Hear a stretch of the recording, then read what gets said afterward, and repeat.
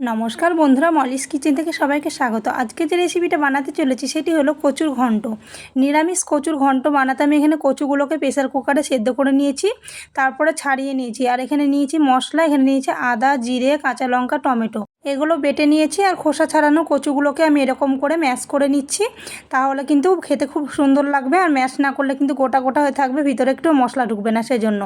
এবার আমি কড়াইতে দিয়ে দেবো সর্ষের তেল। তেলটা গরম হলে দিয়ে দেবো শুকনো লঙ্কা, 5 ফোড়ন, আর দিয়েছি একটা তেজপাতা ফোড়নে। এরপরে দিয়ে দিলাম বেটে রাখা মশলাটা আমি ভালো করে কষিয়ে নেব।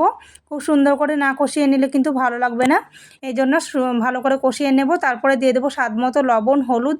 আমি এখানে কিন্তু লঙ্কার গুঁড়ো দেবো না, কাঁচা লঙ্কা দিয়েছি তাই, আর শুকনো লঙ্কা ফোড়নে দিয়েছি এই জন্য। তারপরে দিয়ে দেবো সামান্য জল। মশলাটাকে খুব সুন্দর করে কষিয়ে নেওয়ার জন্য একটু জল দেব। জলটা দিয়ে বেশ তেলটা ছেড়ে আসলে দিয়ে দেবো ম্যাশ করে রাখা কচুগুলো। এই কচুর ঘন্টটা কিন্তু নিরামিষ করে রান্না করলেও ভালো লাগবে। আর এখানে কিন্তু আপনারা চাইলে পেঁয়াজ রসুনটাও দিতে পারেন, পেঁয়াজ রসুনটা দিলে কিন্তু আরও টেস্টটা ভালো লাগে।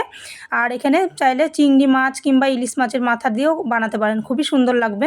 আমি এখানে শনিবার বলে নিরামিষ করে বানিয়েছি, কিন্তু নিরামিষটাও অসাধারণ লাগে খেতে। এরপর আমি দিয়ে দেবো ম্যাশ করে রাখা কচুগুলো দিয়ে দিলাম।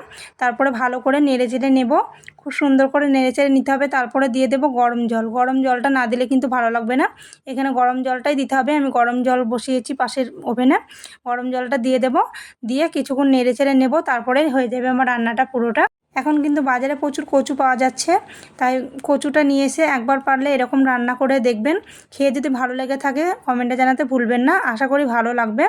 এবার আমার দেখুন হয়ে গেল, পুরো ডালের মতো হয়ে গেল এটাই কিন্তু রেখে দিলে পুরো জমে যাবে, জমে গিয়ে পুরো ঘন্টার মতো হয়ে যাবে। খেতে কিন্তু দারুণ লাগবে। দেখুন কত সুন্দর কালারটা চলে এসেছে। এই সময় আপনারা চাইলে একটু গরম মশলা কিংবা ঘি দিলে ভালো লাগবে, আমি কিন্তু দিইনি, এটা ছাড়াও ভালো লেগেছে। এবার নামিয়ে নিচ্ছি। আশা করি ভিডিওটা ভালো লেগেছে। ভালো লাগলে লাইক, কমেন্ট, শেয়ার। যারা ফেসবুক থেকে দেখছেন পেজটা ফলো করে দিবেন, যারা ইউটিউব থেকে দেখছেন চ্যানেলটি সাবস্ক্রাইব করে দিবেন, এই অনুরোধ রইল।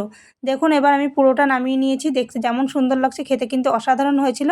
দেখা হচ্ছে পরের ভিডিওতে, ভালো থাকবেন সবাই।